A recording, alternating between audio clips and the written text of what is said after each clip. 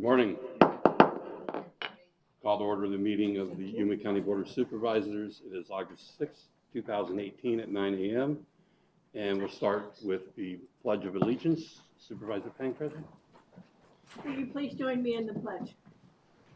I pledge allegiance to the flag of the United States of America and to the republic for which it stands, one nation under God, indivisible, with liberty and justice for all.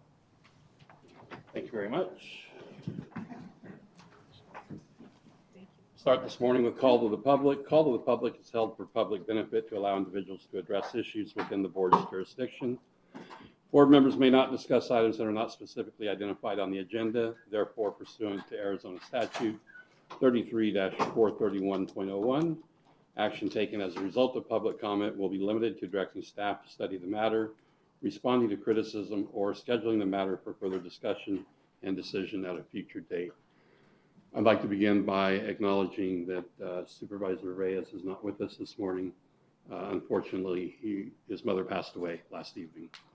So we'll keep him in our thoughts and prayers and wish him peace and comfort as soon as possible. Also, on a brighter note, Captain Bratcher with the Sheriff's Office will have recognition of Deputy Peralta. Good morning. Good morning. Vice Chairman McLeod, members of the board. First, our condolences to Chairman Reyes. We're sad to hear that. We wish the best for him. I did ask to take a few minutes of your time.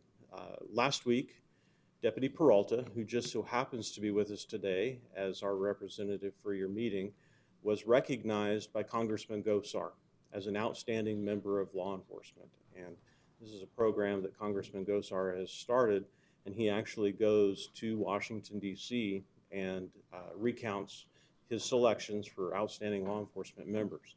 So I wanted to take just a few minutes to introduce him to you as well.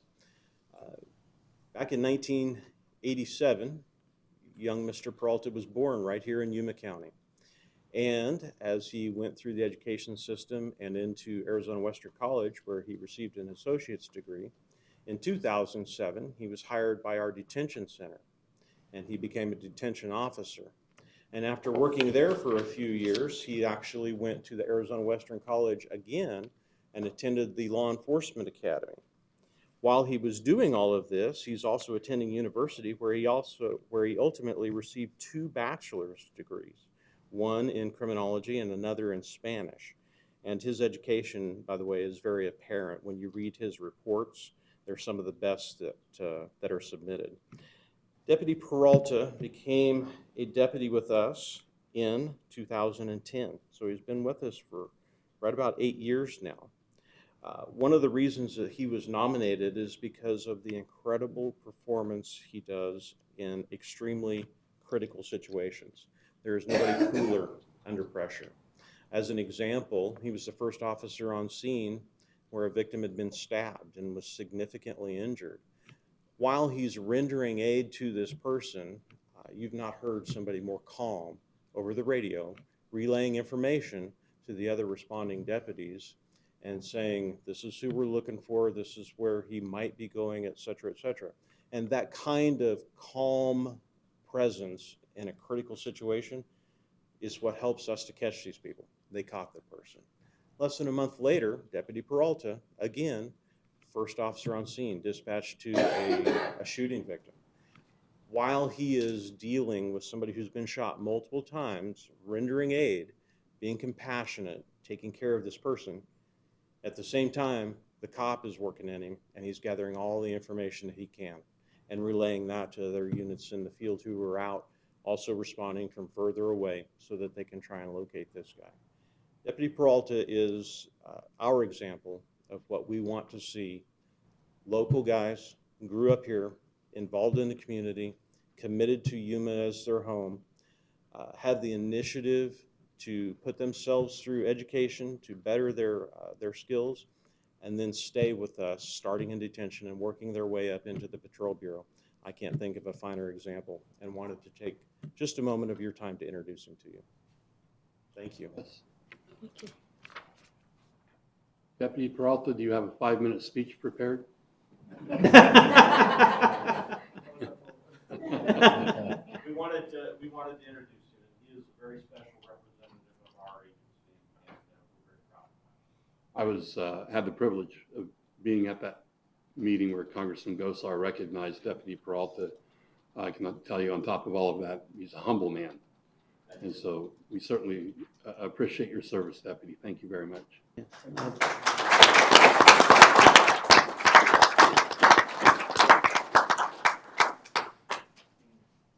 Okay, next we have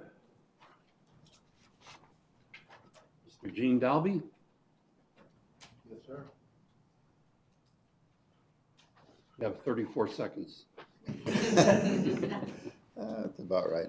Good morning. My name is Gene Dalby, 1183 West 37th Street, Yuma. And my comment today is reference two items that are on the agenda. That's on County 14 and then the frontage roads and the foothills. And I'm glad to see those projects are well on the way and about ready to get blessed by you for the contracts and so forth. But with one respect to County 14, I'm concerned about the striping of it. I know this is a little minute detail, but I wanted to get it on the record. On the County 14 portion that goes east from Avenue A, the roadway is somewhat winding, I guess you might say. When they striped it down a line of some sort, which means that on the sides of the road, the shoulders are small in some places and large in others, which makes it at a risk sometimes for bicyclists, and other times it's great. So in the striping process, if they could just stripe it to the center of the asphalt, it would be even, and the side of the road would be the same all the way along. And the other part of it is, I guess, that the frontage road, I think it's going to be a great picture for our winter visitors when they get back and see it all done. And I hope they like what they see, and I hope they come back some more. So thank you for your efforts. God bless you guys. Keep up the good work. Thank you, Gene. Okay, I think that's all we have. We will then go to presentations, proclamations, and appointments. During this segment of the agenda, board members may discuss the presentations and proclamations and may announce appointments to the Yuma County Planning and Zoning Commission and the Yuma County Board of Adjustment. No legal actions will be taken. Did anybody have any appointments? Oh, okay. We'll have the presentation of the county line by Yuma 77.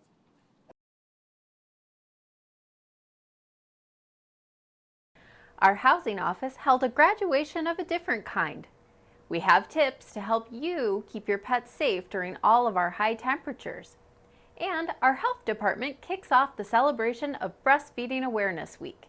These stories and more, this is your County Line.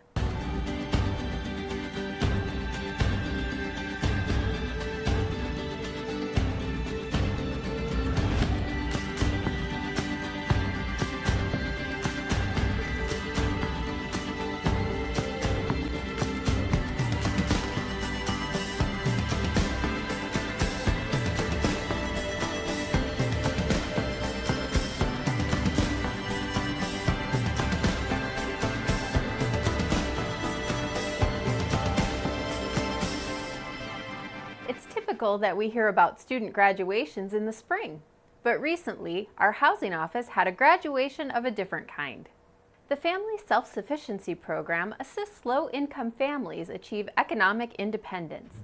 This is done by a combined effort of local public and private organizations committed to supporting qualified families in setting goals and overcoming barriers toward economic independence.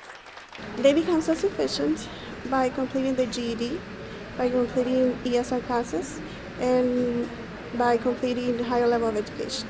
A recent graduation ceremony celebrated the work of over 40 participants. Through enrollment in the program and their own hard work, they are moving on to become homeowners. The Yuma County Housing Office has roughly 250 participants in the Family Self-Sufficiency Program.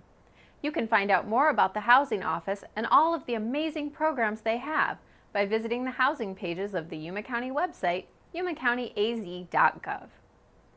It's definitely hot in the Southwest, and there's no end in sight right now. Remember, keeping pets cool is not just kind, it's crucial. With our high temperatures, all pets are at risk for heat stroke, whether they are left in a car, set in a cage, or even left outside for too long. Some pets are particularly susceptible.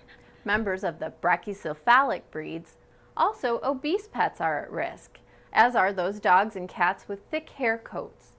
Those with underlying lung or heart disease also face increased danger. The problem is that dogs, cats, rabbits, and birds don't sweat like we do. They get rid of excess heat by panting and sweating through their feet. Make sure they got plenty of shade, make sure they got plenty of cool water and clean water. And that's where a lot of owners make a mistake at. They put water out, leave it for a week, change it out. You change it out at least every day, or make sure they have some kind of source to get to the water at all times. And make sure the proper shelter is another one. Don't throw your dog in a shed, don't throw them in a garage, because with the heat, it just heats it up. It's almost like an oven. So you have to be very, very careful where you put your animal at. It's better just put them up under a tree if that's all you really have, but try to keep them inside, especially the hottest parts of the day. And don't forget, some dogs, especially short-coated and light-haired breeds, can be susceptible to sunburn. And as always, if you see an animal in a locked car during summertime, don't hesitate to dial 911. It's safe to say that all mothers and fathers in the world want what's best for their children, especially when they're babies. Unfortunately, there is still some misinformation over one of the greatest things a mother can do for her child: breastfeed. That's why our team of health professionals are calling attention to World Breastfeeding Awareness Week in August. Breastfeeding ensures that children get all the goodness, time, and love from their mother. Over recent decades, science has come to better understand how important breastfeeding is for our children.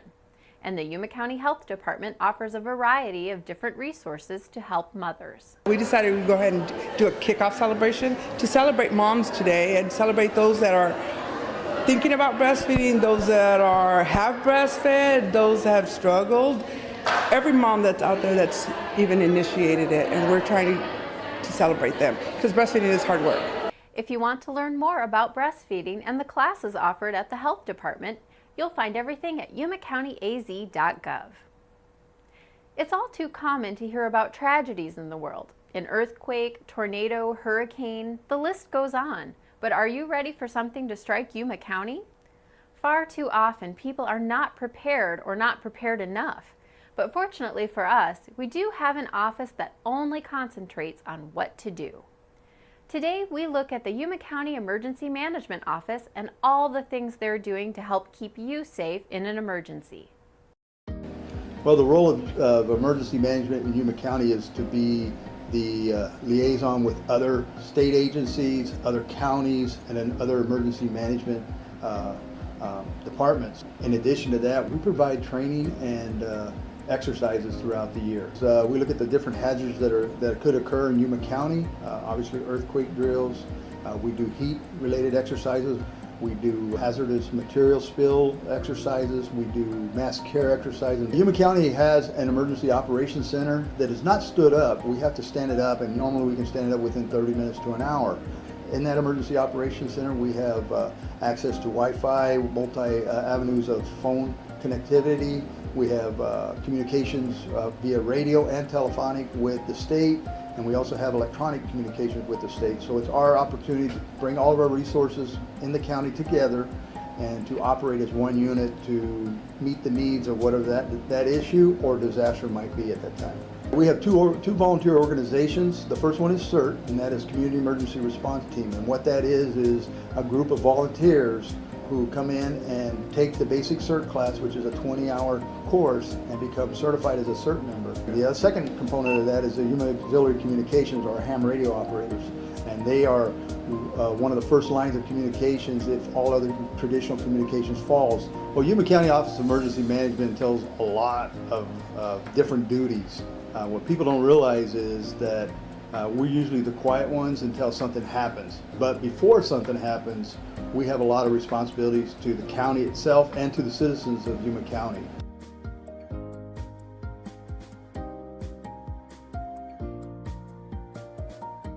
You can learn more about the Yuma County Office of Emergency Management by navigating to yumacountyaz.gov.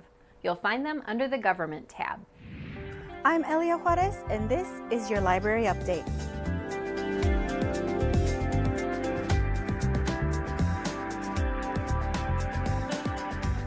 If you've ever thought of starting a small business or are currently a small business owner, we have some great opportunities for learning coming up in August. During the month of August, marketing strategist Vanessa Castillo will be offering 3 great courses specially formulated for small business owners. On the 9th of August, she's going to be showing you how to use Instagram for your small business, the ins and outs of the social media platform and how you can use it to draw customers to you. Then on the 16th, she'll be showing Facebook ads and analytics and how the algorithms in that platform can help you grow your business. And finally, on the 23rd, she will be talking about email marketing and blogging and how you can use mass emails and blogs online to gather more customers. Because seating for these courses is limited, we do require pre-registration. You can do that by going online to yumalibrary.org and clicking on our events calendar. Before we go, we wanted to call attention to 2 Yuma County elected officials whose help has netted a more efficient way to settle delinquent taxes. For years, the Yuma County Treasurer and Assessor have worked together on tax lien sales. This particular way of collecting taxes is also popular with investors who bid on delinquent taxes. The process caught the interest of some tax collectors and assessors in Alabama. So they hopped on a plane and came to the last Yuma County auction to see the process in action. The results? Well, those same people ran legislation in Alabama which would allow them to do the same thing. The bill passed the Alabama legislature without a dissenting vote. Having a law created based on processes we're already doing in Yuma County is certainly a compliment. We'd like to thank you for joining us for this County Line. If you'd like to watch past episodes, log on to yumacountyaz.gov/VOD. And don't forget, you can join us live on Facebook. We'll see you next time. Okay, thank you very much. Next, we have a proclamation proclaiming the month of August 2018 as Child Support Awareness Month. Whereas the state of Arizona joins the nation in recognizing August as Child Support Awareness Month and reaffirms its commitment to strengthening Arizona's families by providing child support services to improve the economic stability and well-being of children. And whereas we salute the diligent working parents who spend time with their child and make regular child support payments to safeguard their children's future. And whereas community partnerships serve children and families through a variety of programs, promoting awareness of needs and assistance for meeting those needs, while encouraging individual responsibility and greater self-sufficiency. And whereas strengthening individuals and families with an emphasis on fiscal responsibility promotes the safety and well-being of children, provides stability, improves the lives of children, and provides opportunities for families to enhance their children's future. And whereas the Department of Economic Security, Division of Child Support Services, is committed to putting Arizona's children first and humbly serving Arizonans with excellence, respect, integrity, and kindness, as well as being an overall champion for economic growth and opportunity. Now, therefore, Marco A. Tony Reyes, Chairman of the Yuma County Board of Supervisors, proclaims the month of August 2018 to be Child Support Awareness Month. And we have somebody here to accept on behalf. Daniela? Good morning. My name is Daniela Ruiz, and I'm the office manager for the Yuma County Child Support Office. On behalf of everybody at the Division of Child Support Services, thank you very much for the proclamation. We are very proud to have the opportunity to serve everybody in Arizona that requires our services.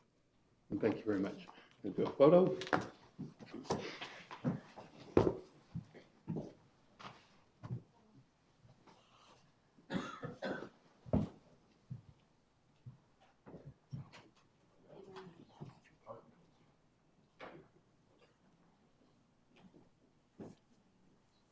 Okay, you're in the middle. It's easy. Let's put you over here. Okay.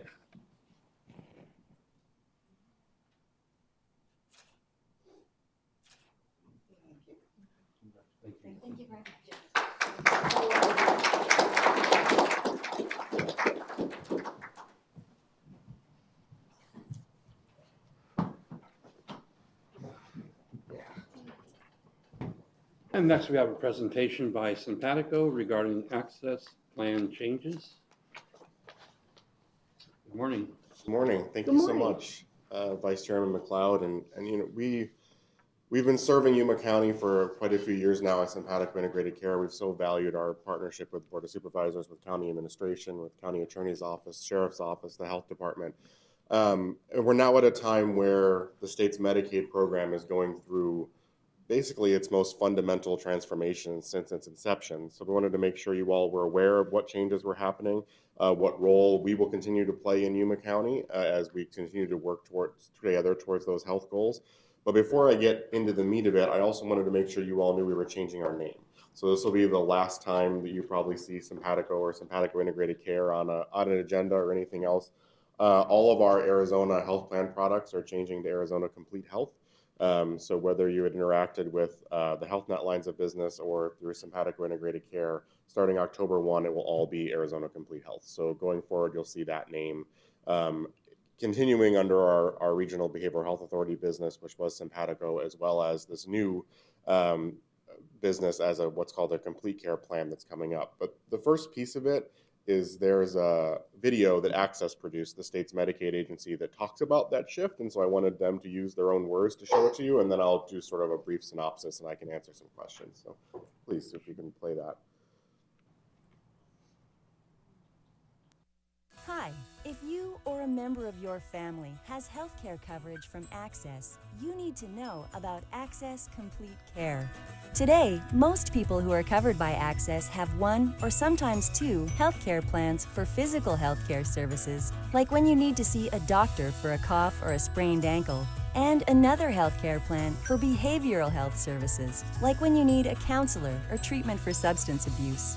That means you have to make sense of two healthcare plans with two different provider networks. Starting on October 1st, 2018, Access Complete Care, let's call it ACC for short, will change that for most members. Instead of two plans, most Access members will be in a single Access Complete Care healthcare plan that will provide all your healthcare services. We call that integrated healthcare, and it means that your healthcare providers can work together with one plan so that you get the best healthcare results possible. So, what's changing? Depending on where in Arizona you live, you may have 2, 3, or 7 health plans to choose from. The northern part of the state has 2 ACC plans, the central part of the state has 7 ACC plans, and the southern part of the state has 2 ACC plans plus 1 additional plan in Pima County. If your current physical health plan will be part of ACC, you'll stay with your current plan. You can make a different choice at your annual enrollment date. This is different for members who use Children's Rehabilitative Services. If your current healthcare plan will not become an ACC plan, you'll receive a letter from Access in June 2018, letting you know which plan you'll move to. Please make sure your mailing address is up to date in Healthy Arizona Plus so we can contact you. If you receive a letter from Access and you don't like the plan you're assigned to, you can choose a different ACC plan during the month of July 2018. On October 1st, you will change to the plan we assign you or the plan you choose. Some Access members are already part of an integrated healthcare plan that offers both physical and behavioral health services. Nothing will change for these members who are adults with a serious mental illness (SMI) designation, are children in the foster care system who don't receive CRS services, are members of the Arizona Long-Term Care System (ALTEX), and some American Indian members. Now that you know about ACC, here's what you need to do next. First, make sure your address is correct in Healthy Arizona Plus, the online Medicaid eligibility system, so we can send you a letter if you need to move to a new health plan. Then, go to azaccess.gov/ACC to learn more about ACC.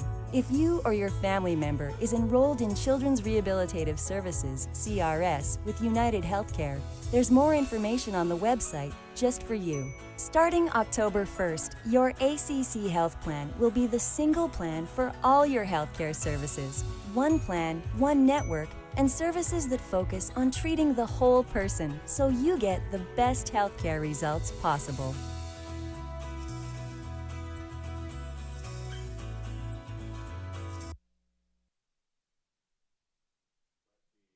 gist of it is if I were to enroll in Access today, I get assigned a physical health and acute care plan, and I get assigned to a regional behavioral health authority that provides my behavioral health coverage. So I have 2 health plans as a member on Access, and in Yuma County, we're that behavioral health coverage, the regional behavioral health authority. Going forward, you only have 1 health plan that covers both all of your physical health and all of your behavioral health. So in Yuma County, as mentioned before, there are two options. It's us as Arizona Complete Health and Banner University Family Care. Banner has also been in this market as an acute care plan. It's a physical health only. So if you had ever worked with someone that had United as their physical health plan or through the Children's Rehabilitative System, United is exiting Yuma County after this procurement. So we actually, as an organization, will likely see our largest growth in terms of the members we serve here in Yuma. Because as those members who are leaving are no longer United Healthcare and will be coming to either us or to Banner. You did see in the video that there was an open enrollment period that's over now. Members would have received a letter in June that explained these changes. They would have had till the end of July to elect to change a plan. Understand that no one is losing coverage in that process. It's just if they didn't choose to change by the end of July, they'll stay with whatever plan they were assigned to until the end, until their next open enrollment process, whenever their annual enrollment is. We actually are now serving 10 counties in Arizona, so basically the southern half of the state here. We will serve as a complete care plan. Here's a little bit of a different view if you like, not as visual and just want a grid in terms of where all of those plans are. And then finally, I just wanted to end to make sure that you all knew that while we're changing our name and while this process is changing and we're picking up more members here, we're expanding our scope beyond just behavioral health. We'll be providing physical health coverage as well in this new integrated setting. But our reinvestment efforts, our efforts to partner with you all, none of that's changed. It's the same people on our end who are working with you. We want to continue to work with you. We want to continue to make the kind of investments in Yuma County that we have, and we'll be here, and we can broaden that focus now to also focus on physical health issues. So we look forward to continuing to partner with you all. If you have questions for me, I know this is a lot of moving pieces, especially if you're not super familiar with the way the Medicaid system works. I'm happy to answer those, or we can talk later as well whenever you want if you have other questions. I just wanted to make sure you understood that some of this was changing because even though it's happening at a state level, it'll impact all of those health-related efforts that go down through local governments as well as the community organizations that are doing that work.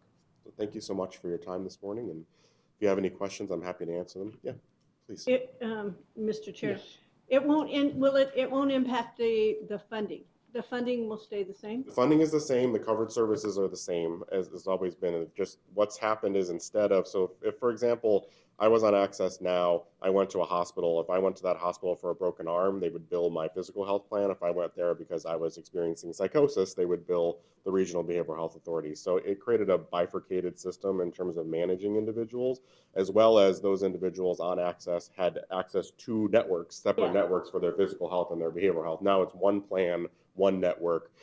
Services are the same, but we expect to see better outcomes for the individuals who run the system because we can manage as a whole person working in partner with our providers, and you don't have that bifurcated system. I think it's a wonderful idea. But so did you join in with all the healthcare plans? Is that how it worked? Yeah, so we had already had existing physical health business that wasn't in Yuma County, but was in other areas. And so when this procurement came up through Access, we bid to be one of these integrated plans. And based on the scoring, we were awarded 10 counties to be that fully integrated plan. Thank you. You're welcome. Anyone else? Thank you so much. Okay, I appreciate thank you very it. much.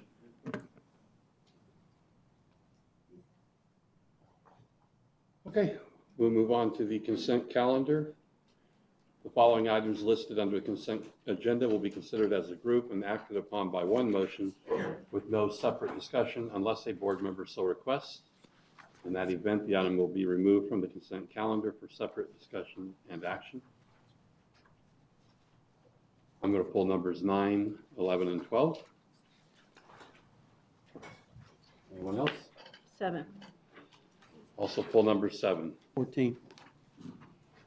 14. Okay, 14.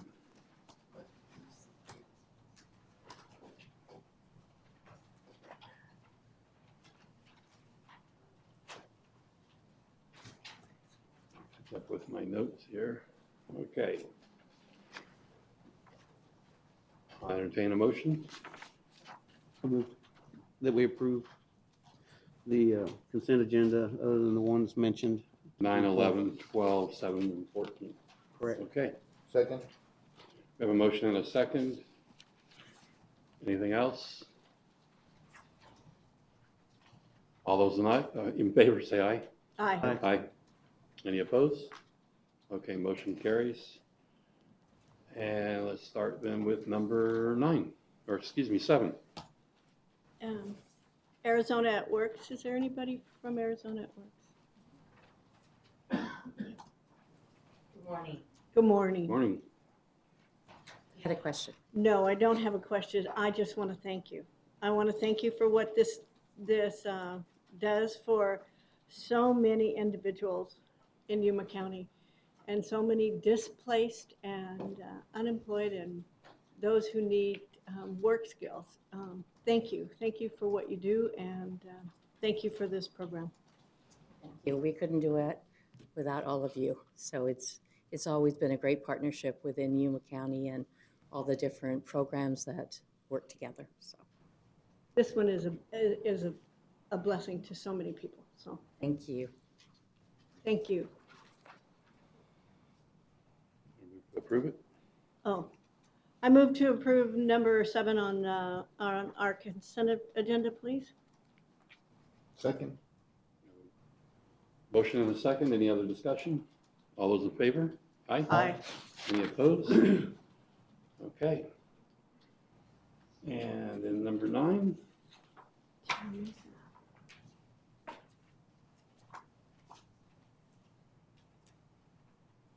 Good morning. Good morning. Chairman McLeod, members of the board.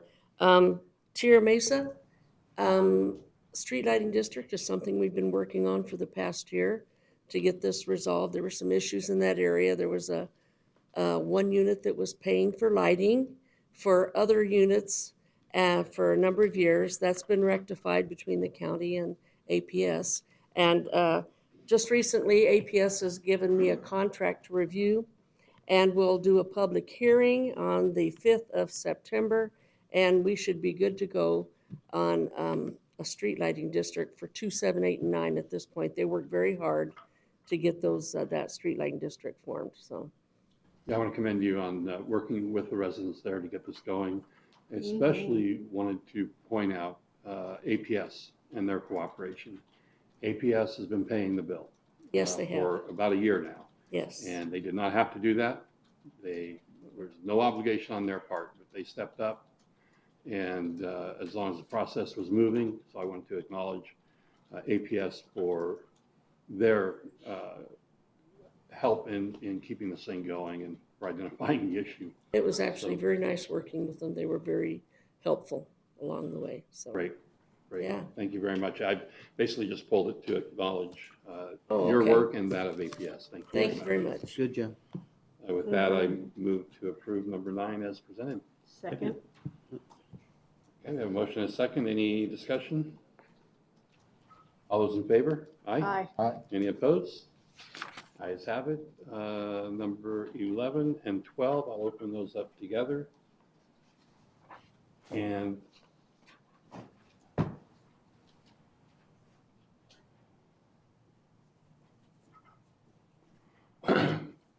Roger, I pulled these just to follow up on the remarks that we heard this morning about providing for bicyclists. And so hopefully we'll be able to strike that as best possible within whatever you can do to allow enough shoulder for bicyclists. The south frontage road has limited right-of-way. Of course, it originally designed as a frontage road. We did not acquire additional right-of-way for the inclusion of bicycle lanes. Right. It's strictly a maintenance effort.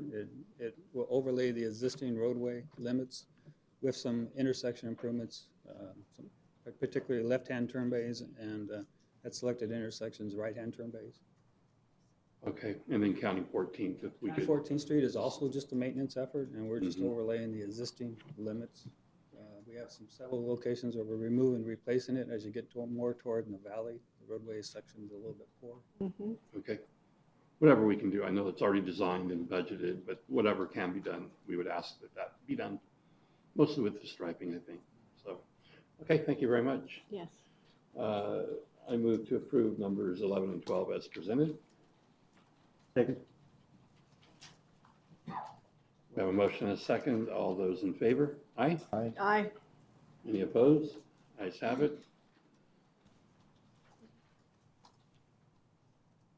And let's see, so number 14. Mr. Chairman, the reason I just pulled this is just to recognize Walton Mohawk Irrigation District.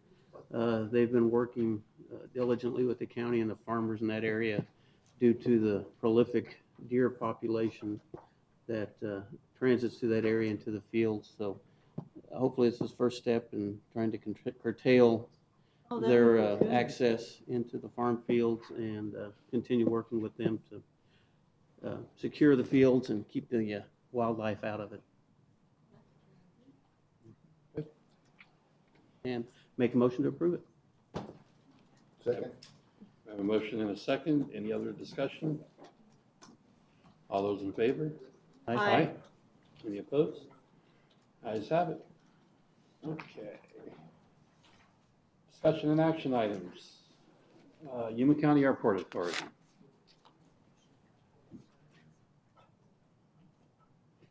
I think I ended up, so good morning, Vice Chairman McLeod and Board of Supervisors. Thank you for having me. I think I gave you the short version here. So first I want to tell you I apologize for that. So we're just going to do a quick overview for the airport overall, and then I'll go into the second half of this for the for Raleigh Airfield for the airport there. A couple of things. The airport itself, of course, our board is comprised of 11 board members, all volunteers in the community who serve to pretty much in the interest of aviation, both civilly and recreationally, as well as they understand the commitment that we have being co-located on the only air station in the Marine Corps with a civilian operator. They meet every second Tuesday of the month. Everybody is always welcome to attend. And then we always encourage those who want to participate that we have multiple events and committees in which they can be a part of or privy to. We do only have one carrier today, which is a legacy carrier, the number one, again, in the nation, which is American Airlines. As much as people sometimes might be frustrated with them, they are our only carrier here from Yuma to Phoenix. They're doing the best that they can do, and we do everything we can to retain them, but also to look at them in the future. What they're going to do and the routes in which they can provide. So today we have currently 4 in and out. And then this month we've got some reduction in which we have 2 on some days and 3 on others. And so it's just the way they modify schedules on Tuesdays and Saturdays to maximize their profitability. And I'll be honest in saying that. It is about maximizing and looking at the economies of scales with their resources. So today we have great car rental agencies in which are our highest producing revenues for the authority. And then they also are very successful in getting people in and out of the airport and also around Yuma County. So we're very thankful for that.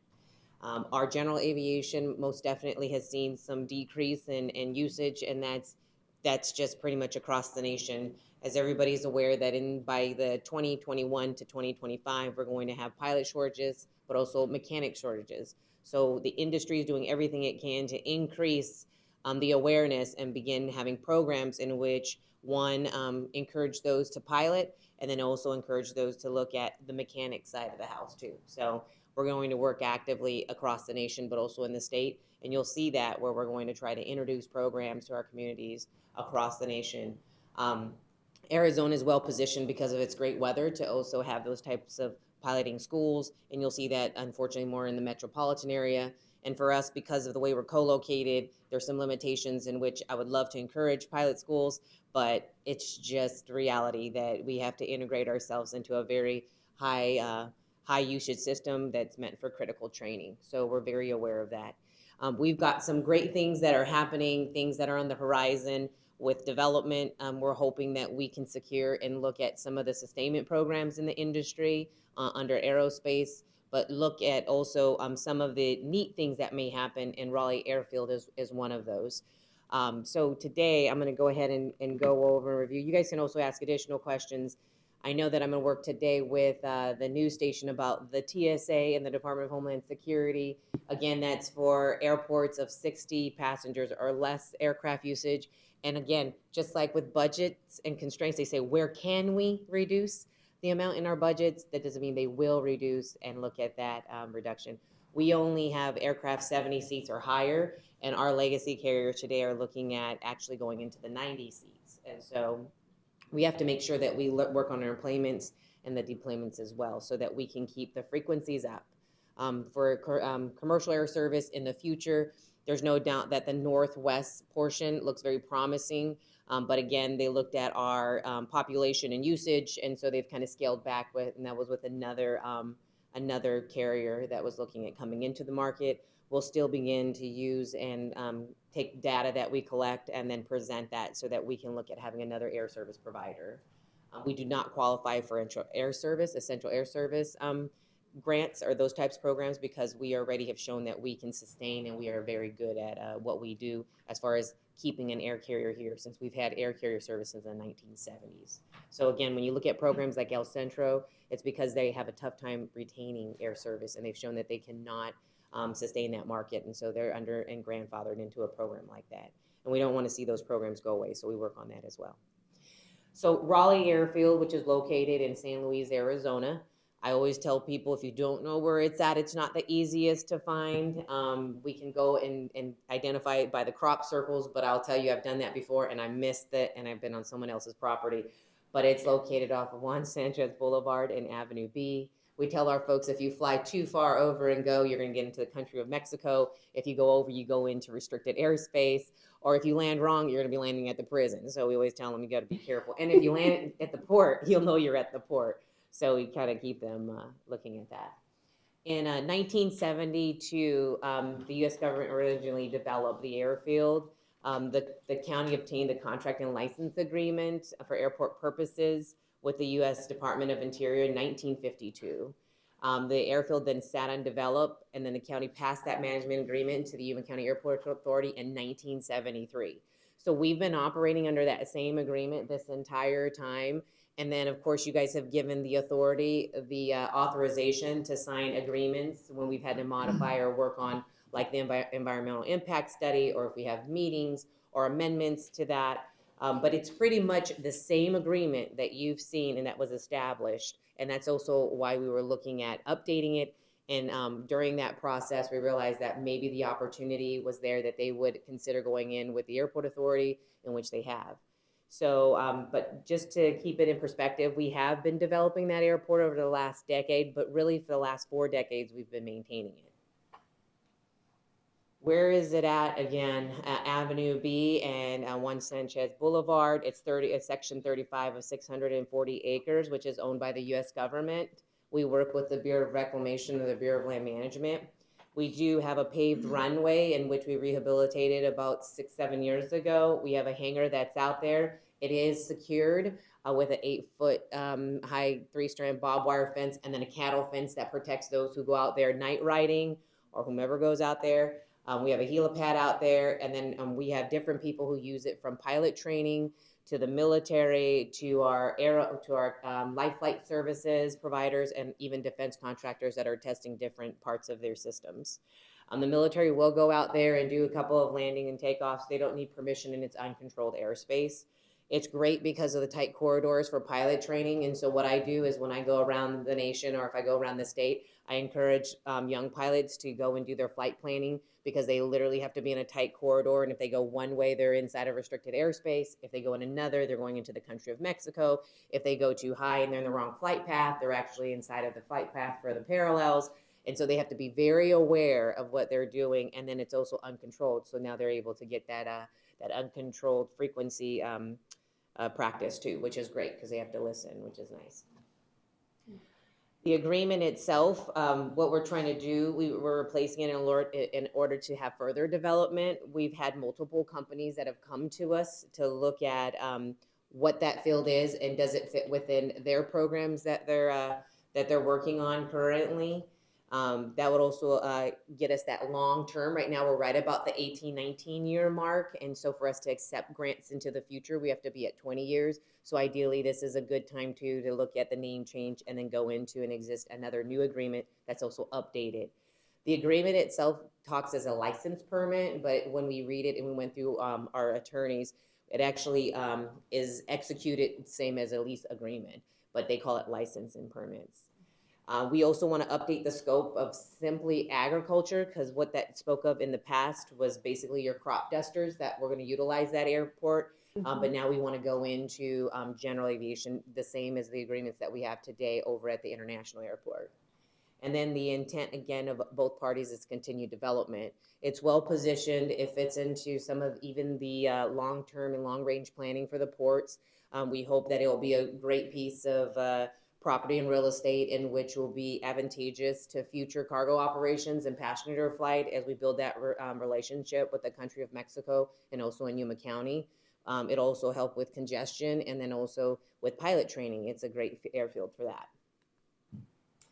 And so what we've been doing is we've been working with the Bureau of Reclamation to establish the new agreement, to look at the new, we do have a master plan. We've actually completed the environmental assessment, and then we've also negotiated the terms in replacing with the county's authority, the Yuma County Airport Authority's authorization in that place. And then we also have a letter in which they provided to us that basically asks us to meet with the county to speak with Susan and the Board of Supervisors and see if that relationship, the contractual relationship, instead of being with the county, in which you guys have delegated over to the authority, that now we take out that middle portion and then it go into the authorities. And then again, what it says is that the Yuma County would be willing to terminate their agreement, their contractual agreement, and in turn, though, at the same time, that we would be establishing our agreement with them in the same respect, with the exception that it's not just for crop dusting, that we're using it for civil aviation and for economic development. So the planning for the future, again, what we're looking at is the agreement to better reflect the reality of what is the two entities working together. And you guys have seen how we've operated over the last decade as you provided the authority, that authorization. Also, it helps us when we're positioning and signing for our Arizona Department of Transportation agreements. You guys have allowed the authority to do that, but now on behalf of Yuma County, now the authority will sign in that place. And also to meet the requirements of our grant assurances, which say that we have to have at least 20 years on the contracts, and also to accept future grants. And then also, again, the county, even though it's already written this way, the liability portions for that airport itself. And then population and forecasting, that all depends on the economic growth and demands. And so this is actually from our master plan, which can also be found on our website. And then there are some challenges, and again, we brief and we look at San Luis and we talk to them. The need for utility connections is still there. We do everything right now off of emergency diesel generator power, and then we have a well for for our water, and which is not drinkable and non-potable. Broadband connectivity, that's always something that everybody wants, that we look at. So as we see the development and the different throughputs and roads, we also look and see if they're going to place utilities. And then also the paving of the access road to the airfield itself. Just so you know, to access the airport, this one especially, we tell all our clients that you are going to off-road for almost 2 miles. And so that always makes, it's not challenging, most of them like that, because then you have a need and purpose to get out there. And the farming community, as well as those who populate that area, understand what the use is for the airport. And then, of course, there's some of the different things on the horizon that we stay involved in, like the Avenue E design concept, which also is the throughput of the throughout the county from San Luis through Somerton, and then how they're going to decongest and look at the trucking routes and how that is ties in with the ports and what we're doing there. So we're aware of how they're doing that. And then what are we looking for? The airport does believe the authorization for the county to terminate their existing agreement with the United States government for Raleigh airfields in favor of the new agreement between the government and the airport authority will help us achieve our mission to promote and foster civil aviation in a greater capacity for Yuma County. Now, again, I know that The biggest thing in the question is what type of operators are there? We've had several different types of proposers. And so I can tell you it can be anything from aircraft development in the unmanned aerial systems to things that may be beyond what we can imagine. It's just, again, it's the positioning of it and where they want to go from that. We have to just keep on tapping in, and we stay very connected with the Greater Yuma Economic Development Corporation as we look at recruitment of the potential businesses. And we do try to also look at where they could not succeed in other areas, and then we're more competitive across the nation. So with that said, again, I apologize. I had a whole nother presentation. I must have copied and grabbed the other one instead of that. That went over some great things for the airport. I wanted to also tell you guys thank you for giving me the opportunity to speak. I know that it's been a while since I've come up here, but again, it doesn't mean that I don't always think about you and appreciate your support. And I see all of you guys flying out of there. I've seen each of you fly out of there, and I also appreciate your attendance at all the different events that we have. Our general aviators and our users, our contractors and business owners and commercial users know that you are present, understand how much you participate with us, and we appreciate your support. Our board appreciates your support, so thank you for that. So questions that you may have for me? Mr. Chair? Yes. Gladys, what are the chances of future connectivity to the port number 2, where they could, offload goods and services to a plane and the plane could take off from Raleigh, or vice versa? Okay, so one, the runway length would have to be increased depending on what type of cargo operator it is. A lot of the times caravans are easy, so smaller operations like what you see with FedEx, a lot of the times they can take a smaller runway, so it depends on what they're lifting. I can tell you that when I went and observed over in Mexicali and saw how they operated, they operate off of larger jets that usually seat in the 130 passenger count. And the way they're successful is that even though there's 2 people flying on that jet on 130 seats, they actually carry cargo that's critical to get into that next area as they go and work that port angle. So I would say the probability of that depends on what it is. And again, if it's a small electronic in which needs to get somewhere, then absolutely, it's a great location that you can do that. If it's larger pallets in which have to be transported, that's not an ideal location because it doesn't have the runway length to actually accommodate a larger aircraft. Now, with throughputs and in development in roadways, there's always that opportunity. And we've done this study over at the airport for cargo, over at the international airport. And I would tell you, based on what the cost per unit in which they're delivering, it's still easier to truck it. So, and when I say it like that, I'm talking about agriculture. Even though it may be faster to get it to somewhere because you're able to keep it refrigerated and get it on the road, the reality is it's not as advantageous to fly it. Cost effective. It's not cost effective, absolutely. Mr. Chair and Gladys, what about drone aviation? So unmanned aerial systems operation, of course, are regulated through the FAA. I would tell you that whether they operate under a authorization from the FAA under a COA, or if they're going to go under the Section 333, which is a special use permit pretty much under the FAA, those are based on operator usage and platforms. Are we located in an area in which is beneficial? Absolutely. The scarce population in which lies in the corridors that can be established are something in which operators do look at. The ones that have approached us lately have very large payloads, and right now they can't fly for longer than 5 minutes. However, they are looking at how they can grow that program and where Raleigh Airfield fits into that. So we do have operators that are of interest. The current one that has been operating or was operating there some years ago, I believe that when they left the defense market and went into the private commercial side of the house, they didn't realize how many other competitors there are. So right now we're working on a lease termination with them, and then that's going to open up our opportunity to now market that field to those other providers in which have approached us, which is good. Anyone else? Well, you're going to get your opportunity to use the other presentation. I spoke briefly with the chairman on Friday. He wasn't real sure about this, and this is a big step, and I'm not going to entertain a vote today on that. Maybe we can put together a work session, perhaps, to discuss this, but I'm not going to be comfortable voting on something this important without our chairman here and having the opportunity for input. So I'm going to push this off to a date uncertain. I'll leave that up to Susan. And if you do need us to come in, or if there's availability, or you guys are allowed on the work session, we'll be more than happy to provide and do a presentation even at the work session again, to actually give the full presentation to you guys. I'd love to do that. But please feel free to let us know what needs to be provided. Susan communicates greatly. And I want you guys to know I really appreciate your team. They're very quick on response, and they've done a lot to just respond to us when we've had different situations or even inquiries. They've been a great asset for us. Great. Thank you very much. Thank Anything you. else? Anyone? No. Thank you, Gladys. Thank you.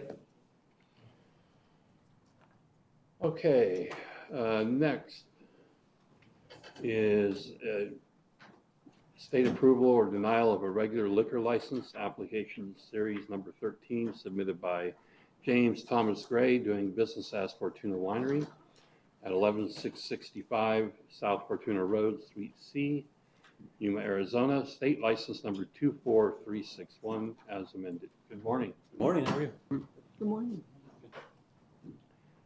And these are typically on consent. I'm not sure why we have it for discussion, but I assume you're the applicant? Yes. So we're requesting to amend the liquor license.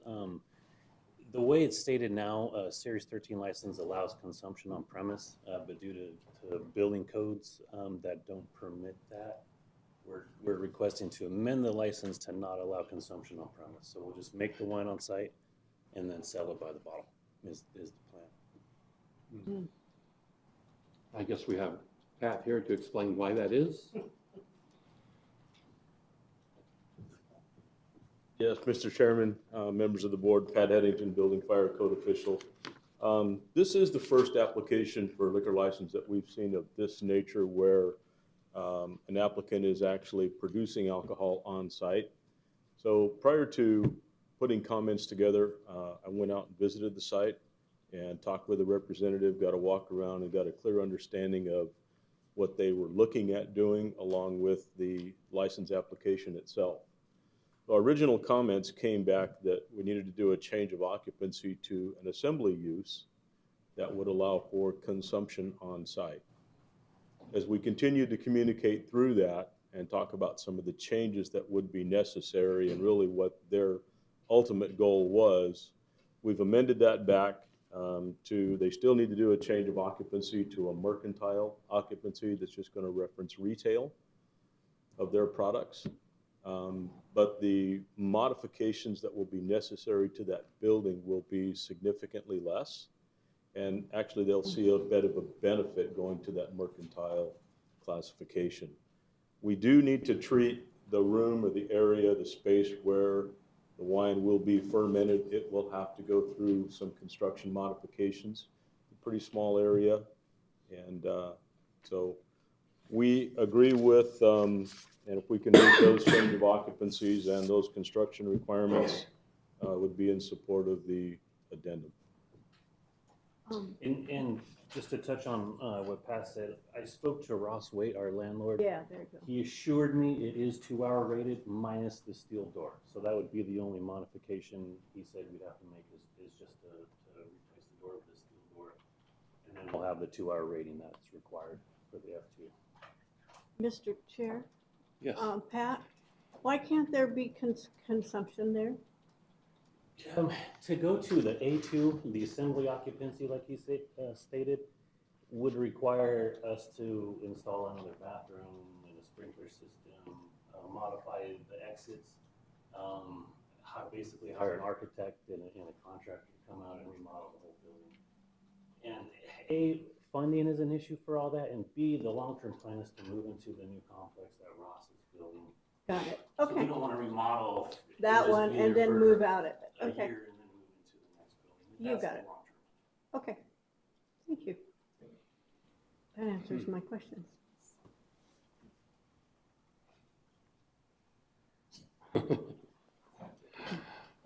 What? Well, if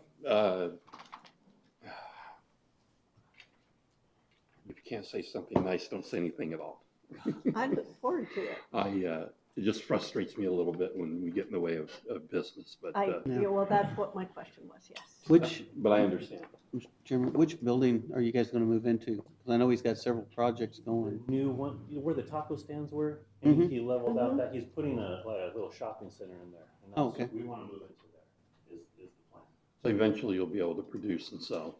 Right, and then it'll be up to code, we'll have the restrooms, the sprinkler system, and It'll be built to fit what you're wanting to do. Okay. Okay. Anything Well, I'll else? move, yeah. I'll move that we accept or pass this. Recommend approval. Yeah, recommend approval for the state license number 224361 I'll second. as amended. I know on the notes that it mentioned I needed to do some more training. I do have the certificate here for the basic liquor law training. Oh, good. I did the management training a few months ago. I didn't realize I needed to do both, so I do have a copy. Okay. Thank you. Okay. I'll second. Second, okay. We have a motion and a second. Any other discussion? No, I look forward to visiting your establishment. Shoot for October 1st. This is good news today. So. Okay, you got it. All right, thank you. Okay. Thank you. Good luck. All those in favor? Aye. Any opposed? Ayes have it. So we'll move on to planning and zoning.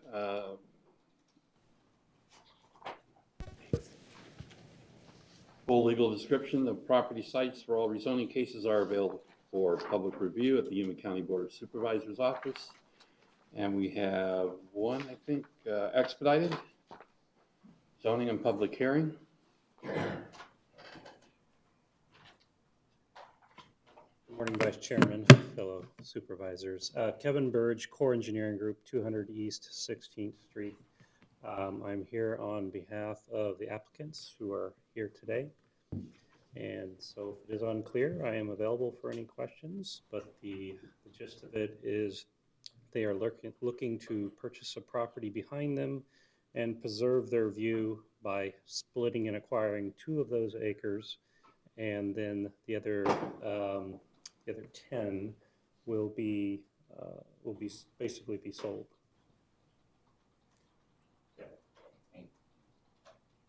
So they're going to take this, okay. Oh, I'm sorry, other 8, yes, it is 12 acres, my apologies. So they're going to purchase all of this. Yeah. The applicant has 72555-011. Okay. And they're purchasing 012, which is the acreage we were discussing, and essentially they're preserving their desert view. They like in keeping with this area where there's open space to be able to preserve that. Okay. And so that's good. We'll, subsequent to hopefully an approval, we'll be doing a lot combination where they will tie the 2 to their east. But the rezoning is the entire. And the rezoning to meet the minimums required will be for the both parcels. So they're going to have 3 4-acre parcels. Well, is that the case? Immediately there'll be a 4-acre parcel and the 8-acre parcel. Okay. Yeah. They're purchasing all 12? Mr. Chair? Yes. Right there. Could we or staff report first? Sure. Yeah. If you want I'd like to, to hear yes. staff. Thank you, Mr. Chairman. Javier Barraza, Senior Planner. Unless you have any questions or you want a presentation on this, I can go ahead and start the presentation, but I can answer any questions at this point. Did you want the full presentation? I want the full just I'd like the presentation as well, Perfect. please. Okay. I agree. Okay. Again, this is a request to rezone 12 gross acres in size from rural area 10-acre minimum and suburban ranch 2-acre minimum to suburban ranch 4-acre minimum. The subject properties are located in the Yuma Mesa planning area at 7626 and 7683 East County 13.5 Street. The intent is to split 2 acres from parcel 725-55012 and tie it to parcel 725-55011, creating a parcel 4 acres in size and a parcel 8 acres in size. This is the zoning map showing the subject property. Parcel 12 is 10 gross acres in size and desert terrain, and is developed with a 1995 manufactured home and on-site and well septic systems. Parcel 11 is 2 gross acres in size in desert terrain and is developed with a 2002 manufactured home and accessory structures. Physical access to parcel 12 is via County 13.5 Street on the north, a gravel road, and parcel 2 access to parcel 11 is from gravel ingress through here. Easement 20 feet in width located along the west boundary of parcel 11, also gravel. Parcel number 1 to the south, east, and north is desert terrain and is zoned agricultural within the city of Yuma. Parcel number 7 to the west is improved with a site-built residence and zone SR2. Parcel number 8 to the west is improved with a site-built house and is zone SR2 as well. Parcel 9 to the west is unimproved and is zone SR2. Parcel 10 is improved with a manufactured home and accessory structures and is zone SR2. All 4 of these parcels were rezoned with rezoning case number 9854. Parcel 4 to the west is improved with a manufactured home and is zone SR2. Finally, parcel 3 is to the west is vacant and is zone SR2. Both of these parcels were rezoned with rezoning case 0615. Everything is within 1/4 mile from the Berriem Old Water Range. This is the existing condition of the 2 properties. The outlines show the existing boundaries for parcel 11 and 12. If this rezoning case gets approved, after land division permit is approved, this is the new layout of the parcels. End up with parcel 11 being 4 acres in size and parcel 12, 8 acres in size. This is an aerial view of parcel 11. This is parcel 12. This is a view looking east along County 13.5 Street. It's gravel. View looking south at parcel 12. View looking north at parcels 11 and 12.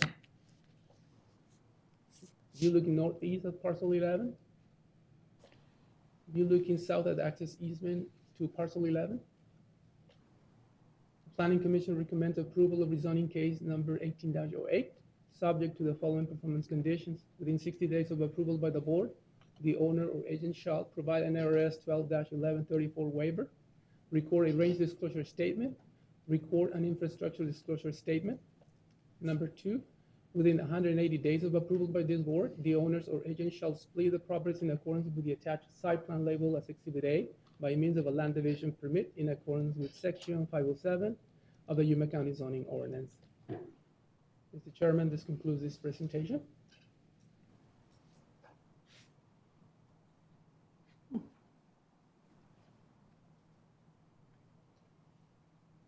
Where's the range This in comparison to that? Is it down at the bottom. 1/4 See at mile. the bottom? just straight down? Oh, I'm sorry, it's right there in front of me. Thank you. And what about, is that all, the land between the Berry Goldwater Range and your parcel, is that all just desert? Okay.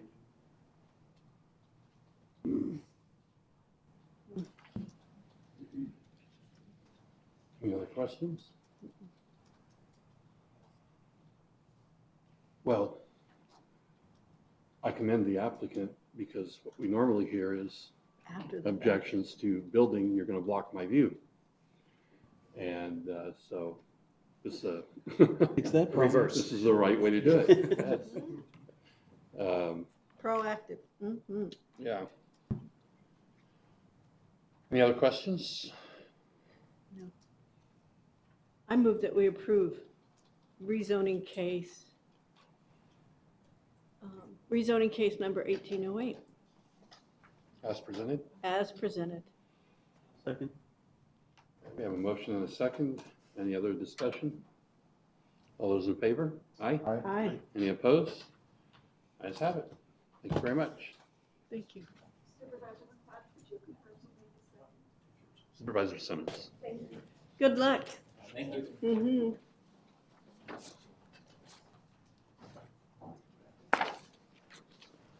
Okay, we'll move on to the regular rezoning agenda. And item number 1, Development Services, Planning and Zoning, rezoning case number 18-07. John Wheel, trustee of Desert Paradise Partnership Trust, 09/19/1998. Requests the rezoning of the south 40 gross acres of a parcel 86 gross acres inside from rural area 40 acre minimum to rural area 10 acre minimum. Assessors parcel number 186220005, located on the northeast corner of the alignments of Avenue 37.5E and County 8th Street, Welton, Arizona. And this was continued from our July 23rd meeting so that the applicant could be here and discuss this case with us. Mr. Wheel? Well, let's first, Yeah. oh, get you a know what? presentation. For legal, I failed to open a public hearing on the last item. It was not required on the last item. Okay. Let's have a presentation by staff.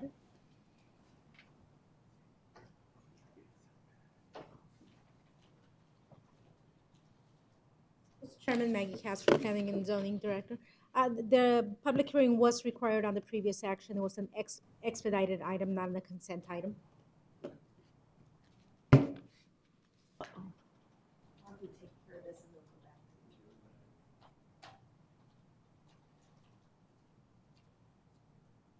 Okay, we'll continue with this item. Thank you, Mr. Chairman. Javier Barraza, Senior Planner, presented rezoning case number 1807. The intent of the applicant is to split the property into 5 new parcels. The subject property is currently vacant in desert terrain, and it's outlined in the zoning and vicinity map.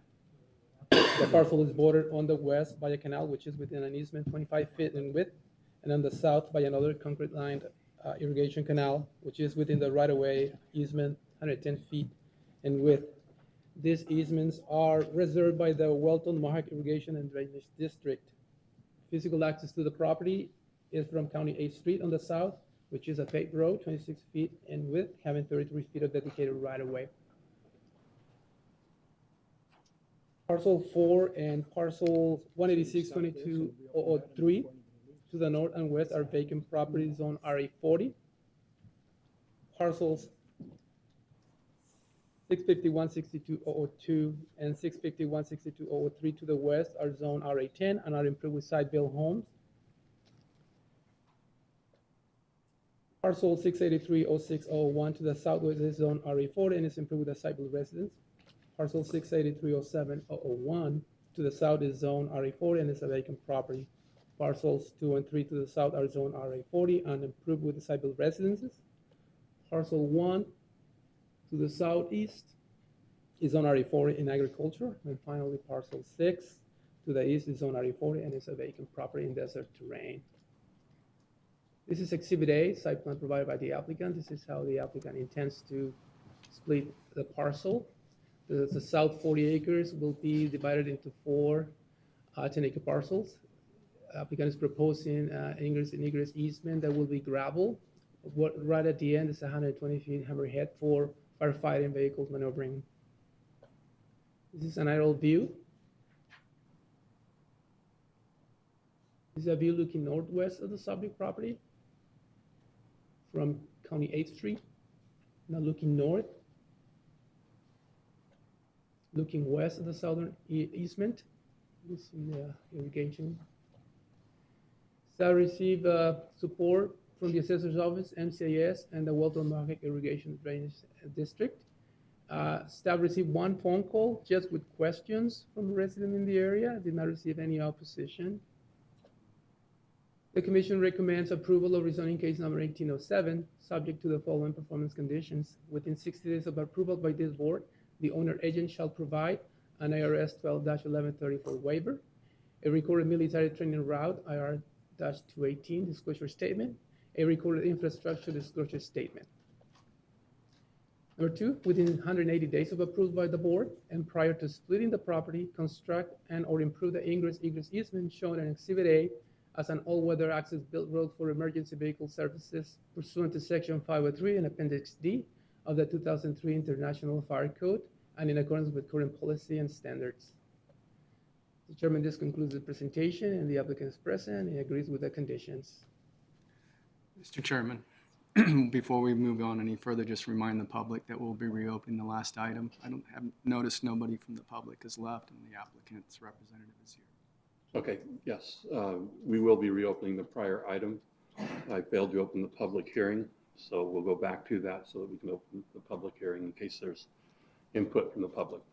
And I apologize for that confusion. I have a question. This road is going to serve 4 parcels, correct? Correct, Mr. Chairman, maybe 5. 5. Maybe, yeah, the northern 48. Right, okay. So, as you know, we had a very split vote and a lot of discussion at our last meeting. The applicant was required to install a chip seal road to serve 4 properties. Why is this one different? Mr. Chairman, this is outside the PM10 area. And I That think makes the the prior case determination. was within the PM10. Okay, thank you. Question, Yes. Mr. Chair. And Maggie, can we specify that stick-built buildings have to be put on those? I think that's some of the objection that I've heard. Is there any way we can, require that they be stick-built? Mr. Chairman, Supervisor Pancrazy, under the requested zoning district, the board would not be able to restrict the development of the properties to site-built only. The RA zoning district allows both manufactured homes and site-built homes. So, no, not under the request that is before you today. And how would we change that request so that they would be required to have site-built homes? Mr. Chairman, Supervisor Pancrazy, they would have to submit another rezoning request to a zoning district that restricts development to site-built only. The applicant would have to agree to do that. Mr. Chair. Sure, go ahead. John, would you agree to do that?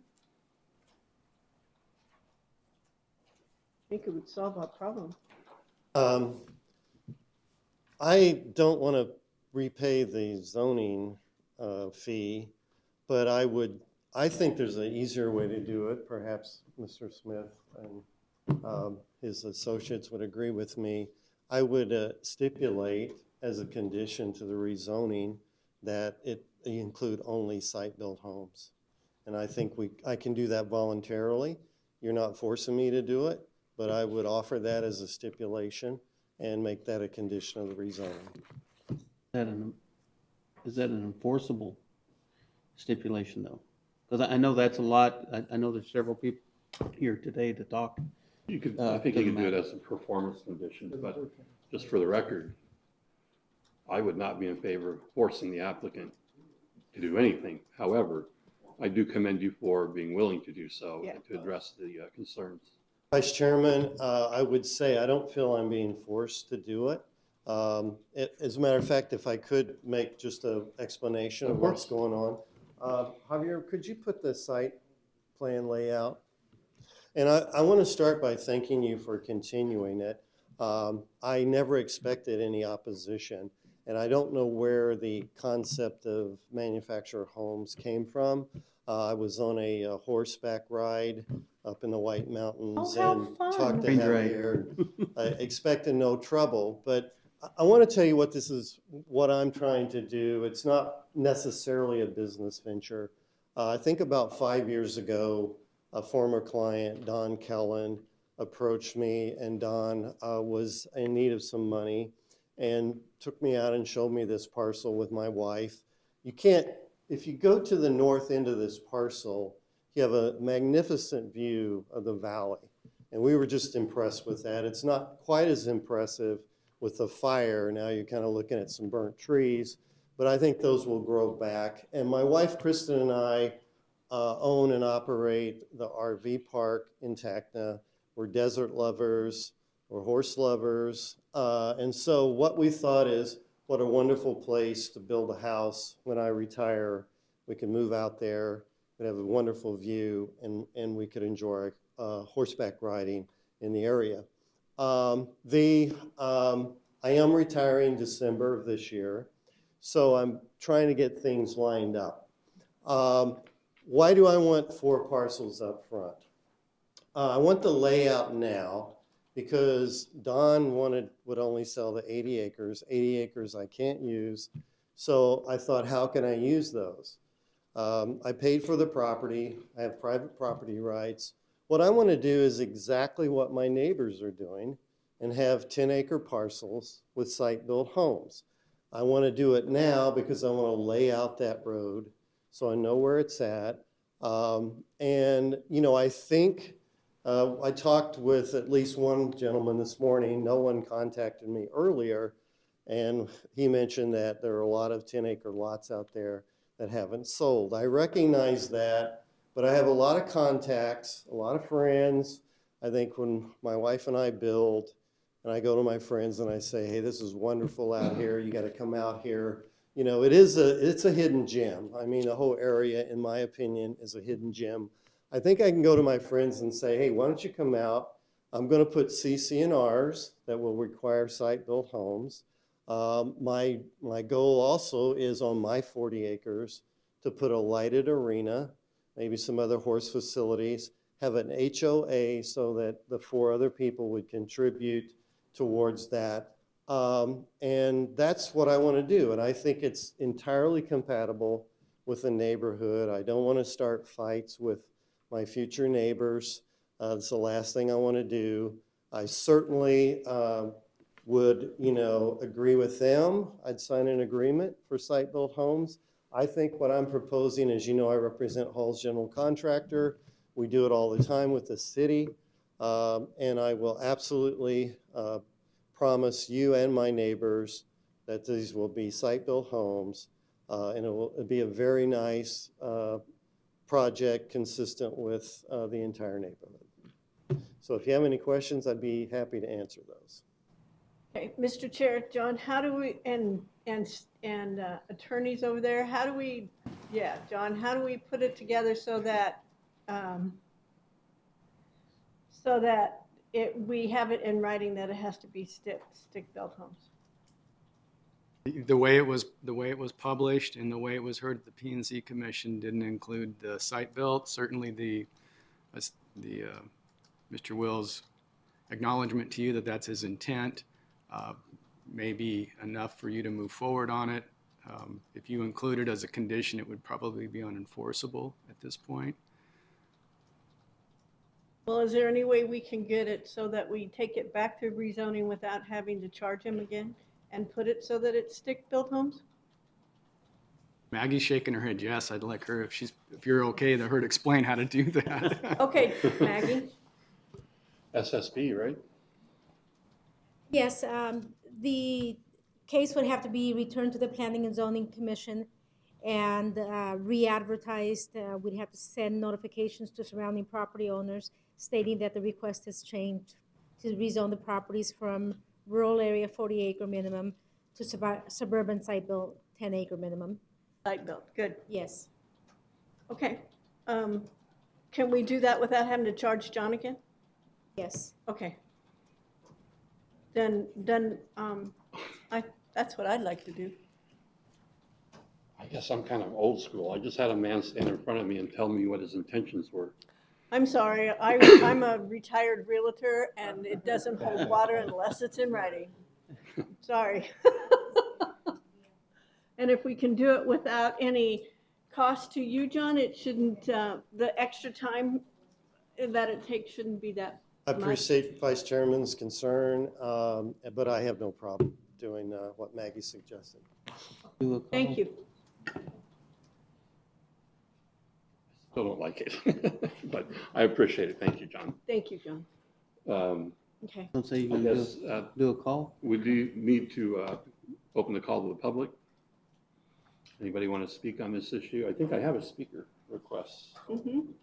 Yes. Or Wayne Preston.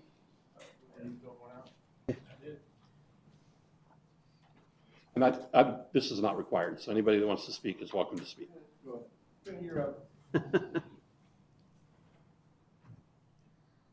Morning, Vice Chairman and Supervisors.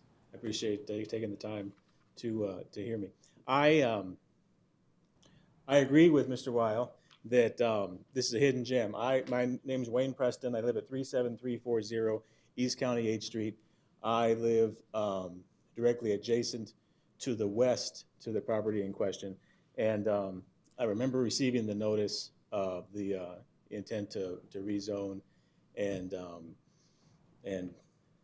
for whatever reason didn't get a letter to the Planning and Zoning Commission. I didn't do any research into it. My concern was here today, I think that Mr. Weil has really addressed. My concern was in the rezoning of the property that it remained consistent with what was out there. All the homes between Avenue 36E, pretty much all the way to 40, but certainly to 38E, are on 10-acre or 10-acre plus parcels, site-built homes. And 10 to 12 years ago, there was a petition to do a major amendment to the general plan and to rezone this 160 acres to something as R16 and 6 homes per acre. And that met with lots of negativity and failed Planning and Zoning Commission and on the major amendment. And so when this came, I thought back to that. I said, oh, well, I don't know what if the intent was now to ask to zone this to 10-acre parcels, maybe perhaps with the intent that it passes because it appears consistent with what is going on with what's out there, and then maybe to change it to 5 acres or 2.5 acres or ones later. So that was kind of my concern. But I think that Mr. Weil has addressed that. We have horses. We have a lighted arena. The area he's talking about is next to mine. So if you might join his CCNRs, huh? I do support one's property rights. I just wanted to have my concern heard on that I thought that it was important that this area remained at least stick-built homes, and which would be consistent and I thought more conforming with the whole neighborhood. And while it may, to some people in the city, doesn't seem like a neighborhood, for people who live in the city, it is the neighborhood for us out there. And so that was kind of my my point. So I appreciate the time.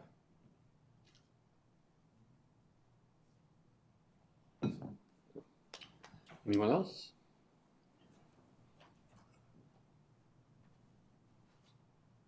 Rick Kelland, 37169 East County 8th Street, which we have the Grande Vista subdivision west, which is 10-acre custom homes. And that was my only concern, of manufactured homes. Everything in the area is pretty nice, and there are a lot available, but that's fine. Maybe it'll bring some new customers. But I appreciate John, working with us. Sounds like he'll be a very good neighbor. So I have no problems now. Well, you don't know him very well. Anyone else?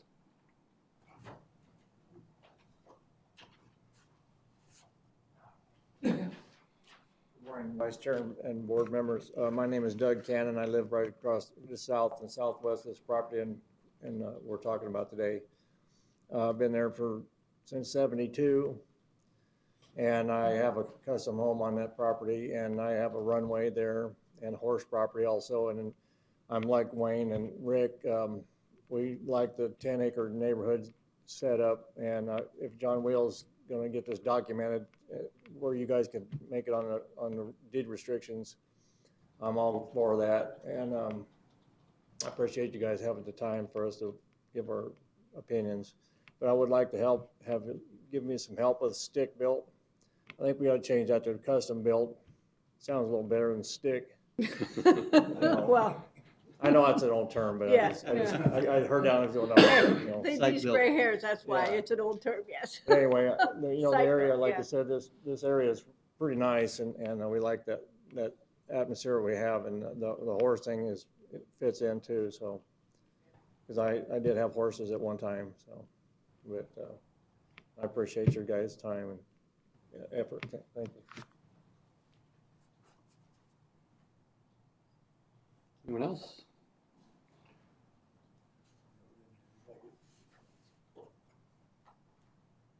My name is Tommy Coulter. I live directly south of the property he's trying to rezone there, and I agree with what he's proposed. And I think it'd fit our community pretty nice. Thank you. All right.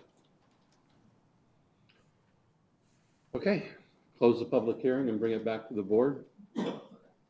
For legal, what kind of action should we take on? Take no action, return it to planning and zoning?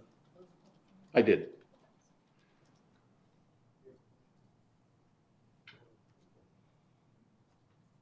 Can we put in something about not causing, at no additional cost? Yeah, I think they got that. Mr. Chairman, the motion would be to return the item to the Planning and Zoning Commission for consideration of SSB 10 zoning. Okay. Thank you very much. Mr. Chairman, to make a quick comment, and I'll make it quick. Again, I'd like to thank everybody for showing up, Mr. Wheel, because I know I kind of put a kibosh on it at the last meeting before they stepped up and changed it. And I think he's addressed all the concerns that the neighbors had in the area. And I'm glad it's working out the way it is. So I'd like to make a motion that we return it back to the Plan and Zoning Board for SSB 10 reclassification.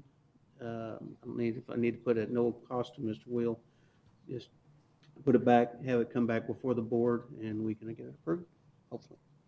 I'll second that motion. Okay, we have a motion and a second. Any other discussion? All those in favor? Aye. Aye. Aye. Any opposed? The ayes have it. Thank you very much. Thank you all for taking the time to attend today. Mr. Acting Chairman, so we go back and open the next item solely for the purpose of public hearing, and then you'll need to do a motion and vote on that.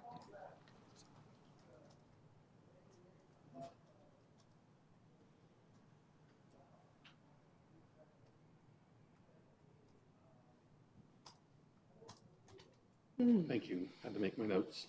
Okay, we're going to reopen the expedited rezoning. That is rezoning case number 18-08. Kevin Burge, agent for the Jeffrey A. Christine Stoner Trust and Georgia Family Trust, is requesting the rezoning of two parcels totaling 12 gross acres in size in rural area 10 and suburban ranch 2 acre to suburban ranch 4 acre, assessors parcels number 725-55011 and 012, located at 7627 East County 13.5 Street and 7683 East County 13.5 Street, Yuma, Arizona. And we've already had our presentation, but I need to open it to the public for a public hearing. Anybody would like to speak on this matter? Seeing none, we'll close the public hearing. John, do we need to make another motion? Yeah, you'll need to make another motion because your last one really is void in and of itself without the public comment. Anybody care to do that? Okay.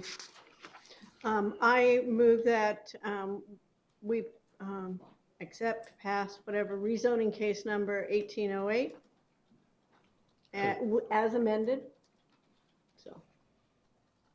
Second. Okay, we have a motion and a second. All those in favor? Aye. Aye. Aye. Any opposed? Ayes have it. Okay. Now we'll go to the rezoning and reversion hearings in accordance with section 404.01, paragraph I-7 of the Yuma County zoning ordinance. The board will conduct a hearing to grant an extension of time to comply with the schedule for development, determine compliance with the schedule for development, or cause the property to revert to its former zoning classification in the following cases. We have one, rezoning case number 11-07, in accordance with Yuma County zoning ordinance, section 404.01, I-7. Action to grant an extension of time to comply with the schedule for development, determine compliance with the schedule for development, or cause the property to revert to its former local commercial C1 zoning classification, assessor's parcel number 664-01148, located at 3647 West 8th Street, Yuma, Arizona. Thank you, Mr. Chairman, members of the board. Javier Barraza, Senior Planner. Public hearing to revert the zoning or grant an extension of time for rezoning case number 1107, parcels number 664-01148. This case was approved by the board on November 21st, 2011, subject to a schedule for development.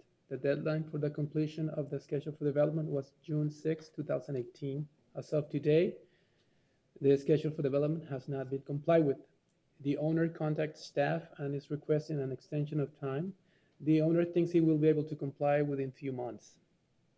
The board has the following options: grant an extension of time to comply with the schedule for development, or revert the zoning to its original local commercial zoning district. Staff recommends granting an extension of time of 1 year to comply with the schedule for development. And also, if approved by the board, I'd also like to attach the following condition. A schedule for development disclosure statement shall be recorded within 30 days. Mr. Chairman, the applicant called this morning and asked to be excused of this hearing due to conflicting scheduling. But he contacted me just to excuse, and I ask you, let you know he won't be able to be present. And did he agree with a 1 year?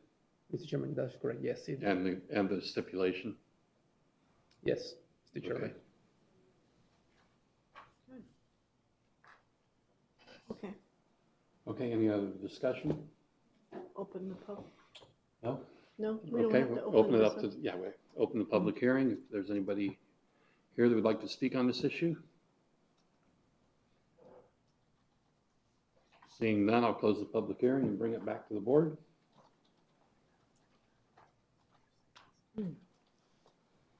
Mr. Chairman, I move that we grant the extension of 1 year for rezoning case number 1107. And Second. Add, And change the, to to file, how do you want it worded? how do you, To also submit a recorded schedule for development disclosure statement within 30 days. okay, add that to it. Should I let her off that easy? Yes. We have a motion, do we have a second? Second. You have a second? And you got that up, down okay? Okay. We have a motion and a second, any other discussion? All those in favor? Aye. Aye. Any opposed? Ayes have it. Who was the second? Darren. Thank you. Okay. And that brings us to the events calendar. Supervisor Pancrase? Mm-hmm. I attended the Family Self-Sufficiency Program graduation. It's through the Yuma County Housing Department, it provides for economic independence. One of the graduates was so excited, I was so excited. She was a single parent with 4 kids and started this program. She got 2 associate's degrees, a bachelor's degree, and she now is working on her master's degree and is totally self-sufficient and is working with her kids to go. She said they have to go to college. They have no excuse. So those are the kind of things I like to see. And this program is really providing people with an opportunity to better themselves in our community and for their families. I also attended the YMPO Executive Board meeting out in Welton, and I went to the Chamber's Lunch and Learn Candidate Forum. Every single one of the legislative candidates were there. It was so well organized. It was so well run. They rotated the questions, so several of the candidates had to answer different questions. They all didn't have to answer one single question. They also had to have their thoughts already organized on different concerns, and I was just very impressed with how well it went. And there was only one candidate that spoke what I think spoke out of turn, and that was at the very end. So it was very good. And tomorrow I am going to attend. I'm going to tour the Colorado River Park. They've invited all these candidates to our new Colorado River Park and take a tour of the exhibits and stuff tomorrow. So, yeah. Great. Supervisor Simmons. Let's see. Continue working on a few projects. Also attended the candidate forum that the chamber put on, which they did a very good job with that. Also attended the award presentation to Deputy Peralta. Had the honor of doing that with Senator Gozar there. Oh, Again, keep up the good work, Deputy Peralta. And that's about it. Yeah. I attended the YMPO meeting last week and also the legislative forum. I concur with Lynn. It was well organized. It was well put together. But I also do want to mention the YMPO. Mr. Paul, the director, mentioned that Yuma County does not receive the full amount of money that basically goes from, was it the Yes. sales tax? Yes. Or, Yes, from our sales compared tax. to our population, compared to other counties or other cities, the cities within our county. So that was interesting to hear. I mean, and it's been happening for, I guess since it ever started. Yeah, since the very beginning, yeah. So And other counties do. we need to, So- we get about 5%. Yeah. Compared to what other counties are, and also the cities. Mm-hmm. That was very interesting, and he's working on finding out why. So. Okay. I too had the privilege of being in attendance when Congressman Gosar recognized Deputy Peralta, so it was a real privilege to be there, sir. And Yuma 50 did a great job of putting together a dinner for Major General Joel Tyler, who is the commanding general for YPG and the test sites. And so they did a great job, and it was great to get to meet him. It was interesting. The test centers weren't his background, so here's the individual put in charge of the facility, and he had to come down here to learn what they do, and he was very, very impressed. All right. And so that was a great visit. Good to have him here. Susan? Sorry, I missed that. So related to the YMPO, I actually we met with two representatives of Governor Ducey's office a couple of weeks ago and talked about the need for Highway 95 to be widened. That was a group discussion by a lot of the players in the room, including the YPG commander and Chamber of Commerce, our city representatives, and myself. And I got a follow-up call from ADOT's, the chief of staff for the director of ADOT, asking questions about Highway 95 and why was it a priority and what were the issues. And so I'm going to work with Paul Ward with YMPO to get some talking points together so that everybody in the community has the same data and that we can continue to convey that with the State Transportation Board as well as with ADOT to put it on their priorities to get into the 5-year plan for development. So that at least getting a response back from ADOT because of that push with the governor's office, I think is a good step in the right direction. We need to keep that pressure up on Highway 95. And then just a reminder that the CSA Summit, the Legislative Summit proposals are due by August 13th. And so far we don't have any formal proposals coming from Yuma County. We've talked with, I think Supervisor McLeod and I have both talked with Craig Sullivan about the water issues and how those could be best tackled at a statewide level. I don't think we want to have Yuma County proposing something gets shot down by another county just because I think we all share interest in water. We don't want to get at cross purposes in light of the bigger picture. So if you do have any proposals, ideas, please let me know, because those are due, as I said, August 13th. Oh, and I will not be here for the next meeting. I'll be out of the country for a couple of weeks, and so Paul Melcher will be here acting in my behalf for August 20th board meeting. Thank you. Okay. If there's nothing else, we will be adjourned. Thank you very much.